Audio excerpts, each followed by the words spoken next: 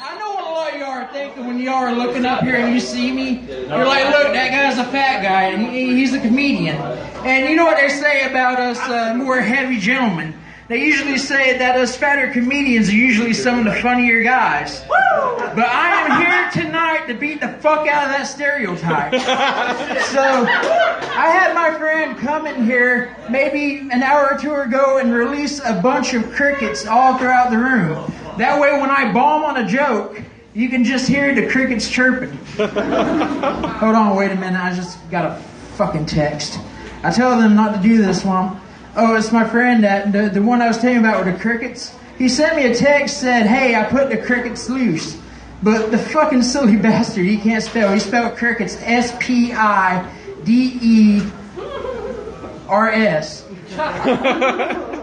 I couldn't read his text in there for a minute. Now, I know y'all probably going to think I'm unprepared, but I have a few jokes written down here. They're new ones. I haven't had time to rehearse them, but I want to read them off to you. So I was walking in...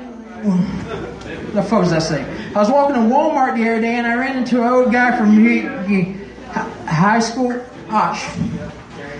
You know, I feel fucking silly. I wrote down all these jokes for you, but I can't read them. My handwriting's so fucking terrible. Yeah, I see you smiling. Keep smiling. I wrote this nice set of jokes that I can't read to you because I got the handwriting of a fucking 2-year-old. Here you go. Here, try to figure that shit out. Yeah.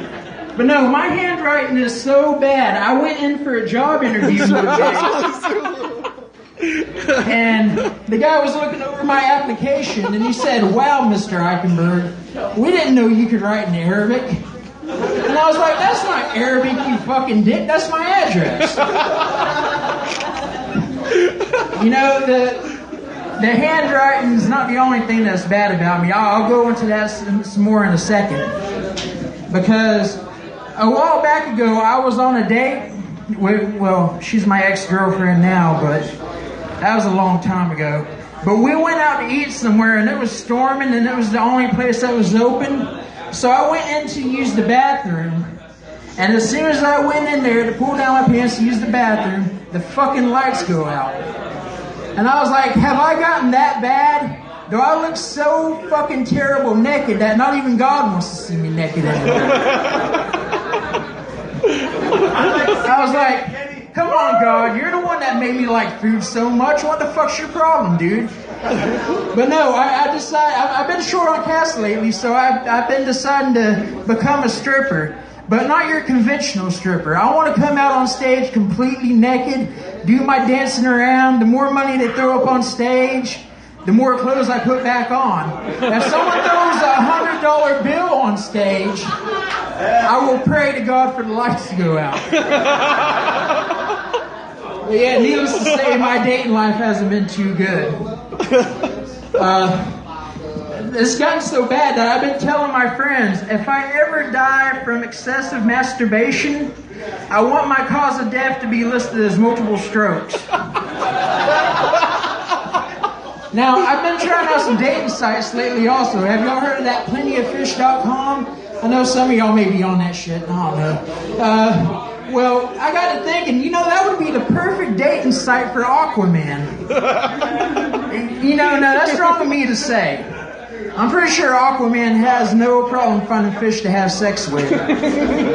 Now, another one I looked into was at farmersonly.com. Y'all know that website? You know, you don't have to be lonely at farmersonly.com. Well, there was no fucking way in hell I was going to take that site seriously.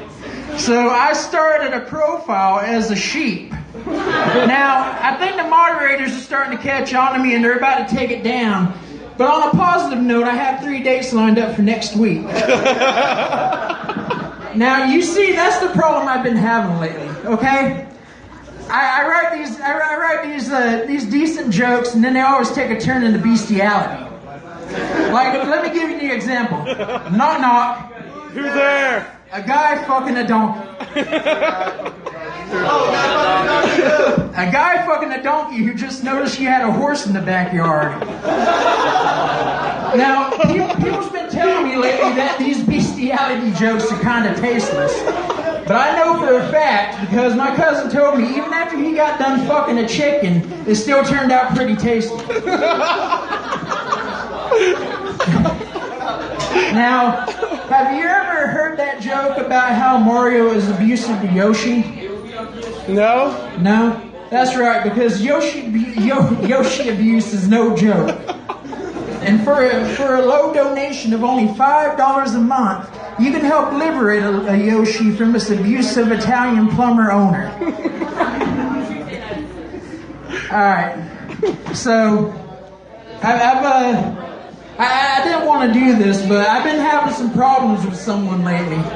And usually I'm the kind of no-hate guy. I don't want to start any problems with anybody, but this has just gotten too out of hand. I'm about to call somebody out, so you're about to witness history. Uh-oh. I'm going to say it right now, fuck McGilla Gorilla. He's been going around, walking around with suspenders and a little hat, thanking these people, ruining Mr. People's business. He's losing money on that motherfucker. Why would anybody want a gorilla as a pet? But, nah, I don't hate McGilla Gorilla. I grew up watching him and a lot of other Hanna-Barbera cartoons. So y'all know like Yogi the Bear? Hey, let's get a picnic basket. Now, something I've noticed by watching them is that they walk around with their hands, they're always got their hands to their side all crinkled up like that. And I was like, why the fuck do they always look like that? Was Hanna and Barbera just too lazy, or did they just not know how to draw hands? Because if they don't know how to draw hands, I can understand that. That makes sense. Because I'm not good at drawing hands either. Whenever I draw hands, I usually draw them with their hands behind their back because I can't draw them. But whenever I do have to draw someone's hands in front of them, they're usually fisted up because I can't draw the fingers and shit. That's just too much for me. But the only problem with that is that whenever it's balled up in a fist, it usually turns out looking like a penis. And it doesn't help the fact that the elbows usually look like a nutsack.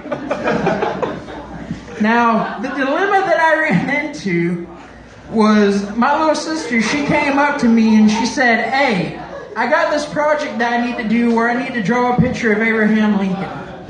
And I was like, okay. She's like, can you help with that? I was like, yeah, sure. Can I draw him with his hands behind his back? She's like, no, you got to see his hands. So I was like, okay. So I drew him like I was describing. So a couple of weeks later, I get called into the fucking school. And they said, hey, was that you that drew Abraham Lincoln with dick for hands? And I was like, yeah, that was me. And at that point, I was starting to get worried. I was like, man, I hope that's not what she thinks I think dicks look like. She's like, well, what if I drew that based off of my dick? What if she's thinking that? But no. What she doesn't know, if I was drawing that based on my dick, Abraham Lincoln would look like a fucking Tyrannosaurus Rex. Now, alright, so I think I'm going to close with a song for you here. Woo! How many of y'all like to get high? I like to get high. You? No way. Well, I kind of like it, but I'd much rather prefer eating some pie.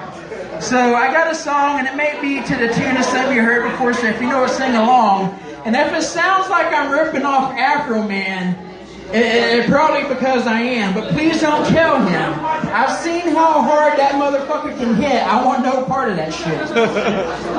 Alright, so here we go. I was going to eat some cake, but then I ate pie. I was going to eat some pudding too, but then I ate pie. Now I'm really fat, and I know why. Why, man? Because I ate pie, because I ate pie, because I ate pie. Woo! Thank you.